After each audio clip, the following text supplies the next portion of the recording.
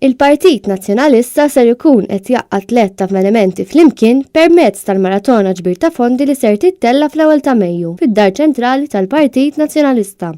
Issa li l-elezzjonijiet tal-Kunsilli Lokali kif ukoll dawk tal-Parlament Ewropew jinsabu fil-qrib, il-Partit Nazzjonalista ħaseb li tella maratona propju għaliex kampanja elettorali tirrikjedi ħafna flus. Iżda parti minn hekk l-ewwel ta' Mejju jaħbad jum il-ħaddiem u wkoll propju l-jum fejn jiġi ċelebrat il-15 l-anniversarju minn meta l-Partit Nazzjonalista daħħal lil Malta fl-Unjoni Ewropea. Matul il-maratona fl-imkien għal pajjiżna, wieħed ser ikun jista' jsegwi minn spettaklu ta' kantu mużika, intervisti kif ukoll diversi premijiet li ser ikunu qed jittellaw kull siegħa.